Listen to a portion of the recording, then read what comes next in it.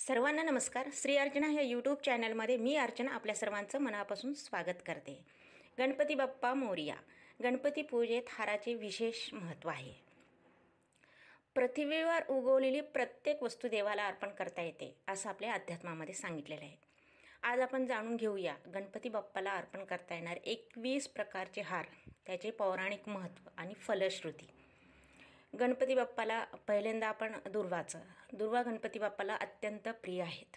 गणेश पुराणात म्हटलं आहे की दुर्वा अर्पण केल्याने विघ्नांचा नाश होतो. दुर्व्याचा सुद्धा आपण हार बनवू शकतो. फलश्रुती काय, तर सर्व कार्यामध्ये यश मिळतं, आपला विजय होतो. पद्मपुराणात फुल अर्पण करणं हे भक्तीचं लक्षण मानलेलं आहे. फुलाचा हार मनशांती आणि सौंदर्य वाढवतो.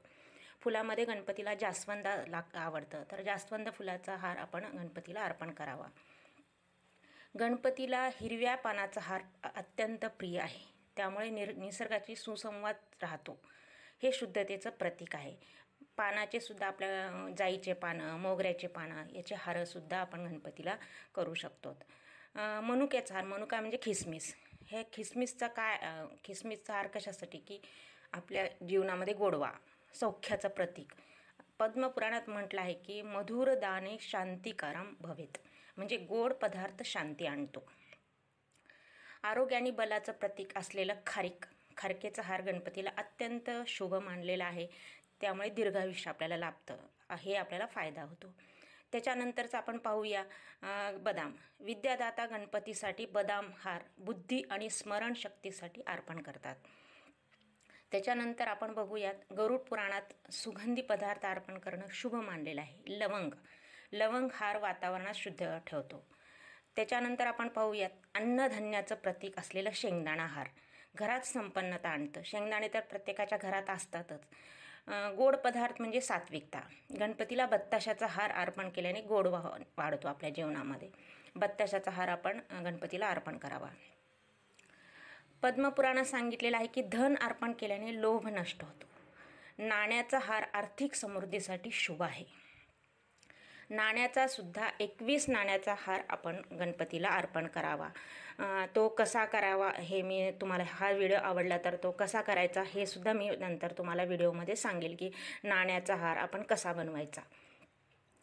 व्यवसायात प्रगतीसाठी आणि वैभवासाठी नोटांचा हार अर्पण गणपतीला करतात. नारळ, त्याच्यानंतरचं आपलं हे आहे नारळ शुभत्वाचं प्रतीक आहे. नारळाचा हार ऐक्य आणि सौख्य वाढतो. त्याच्यानंतर आहे विलायचीचा हार. विलायचीचा हार सौभाग्याचं प्रतीक आहे. गरुड पुराणात सुगंधी पदार्थांना महत्त्व दिलेले आहे, अध्यात्मामध्ये सांगितलेलं आहे. कापसाची वस्त्रमाळ, ते आपण कापसाची माळ वस्त्र तर आपण करतो, तर 21 कापसाचं आपण करायचं. माझा व्हिडिओ तुम्ही पाहिलं गणपतीचं पूजा अर्चनामध्ये मी सांगितलेलं, गणेश चतुर्थीचं, त्याच्यामध्ये मी सांगितलेलं की 21 माळ वस्त्र करायचे. म्हणजे कापसाचे ते गोल असतात ते 21 करायचे. म्हणजेच कापसाची माळ वस्त्र. अन्न संपन्नतेसाठी तांदूळाची माळ अर्पण केली जाते. ऋग्वेदात अन्नाचं महत्त्व सांगितलेलं आहे.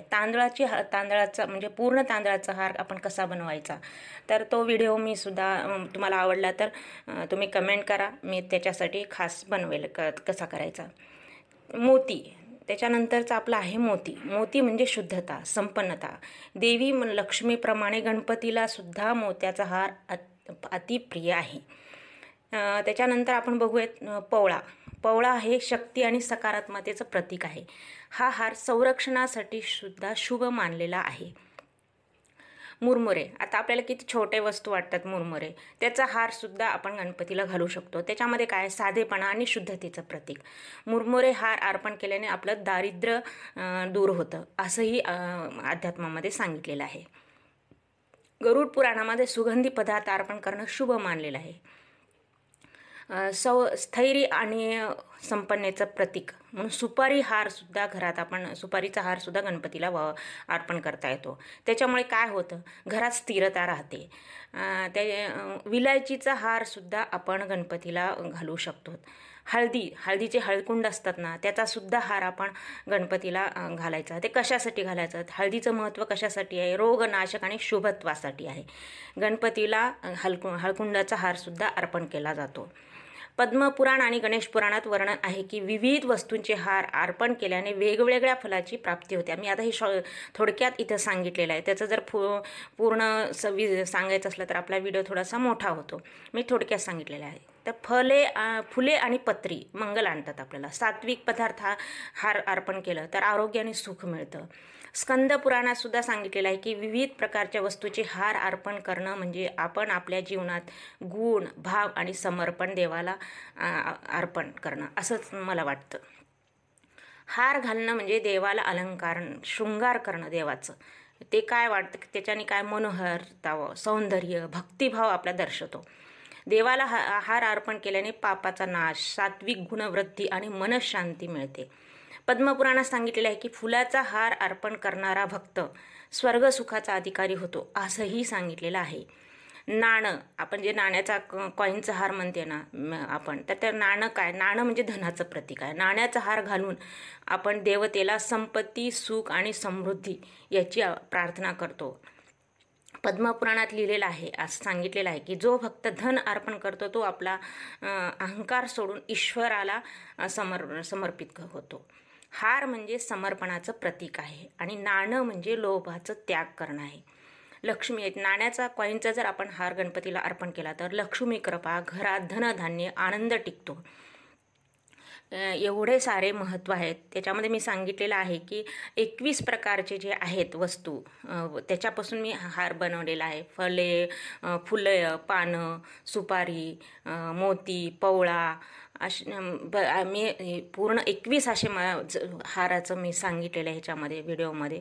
आणि ते सर्व आपल्या घरात उपलब्ध पण असतात. आणि कॉईनचा हार जर आपण गणपती बाप्पाला किंवा आता गौरी माता आहे, गौरी मातेला सुद्धा जर आपण घातलं तर एक युनिक वाटतं, एक वेगळं लुक्स वाटतं ह्याच्या दृष्टीनं सुद्धा पाहिलं तर. आणि खूप सोपं पण आहे, ते बनवायला सुद्धा सोपं आहे, असं काही अवघड पण नाही आहे. आणि तो एक युनिक प्रकार वाटतो हार घालण्याचा. लक्ष्मी देवीला म्हणजेच गौरी मातेला सुद्धा अतिप्रिय आहे कॉईनचा हार किंवा नोटांचा हार. फार आवश्यक पण आहे आणि दोन्ही देवतेला अत्यंत प्रिय पण आहे. असे हार आपण बनवून गणपती देवा, आपल्या लाडक्या बाप्पाला आणि गौरी मातेला तुम्ही घालू शकतात. आपण ह्या वर्षी असं कॉईनचा हार, कॉईनचा, खिसमिसाचा, असं अन्नधान्याचा आणि कॉईनच्या नोटांचा हार घालणं ही शुभ मानलेलं आहे, शुभदायक आहे. तर आपण ते घालूयात. हे आहेत गणपती बाप्पाला अर्पण करता येणारे 21 शुभ हार. तुम्ही यापैकी कोणते हार गणपतीला अर्पण केलेत मला कमेंटमध्ये नक्की सांगा. हे गणराया, हे सर्व 21 हार मी तुला समर्पित करते. माझं मन, माझी भक्ती, माझी अर्चना तुझ्या चरणी अर्पण करते. गणपती बाप्पा मोरया. सर्वांना नमस्कार.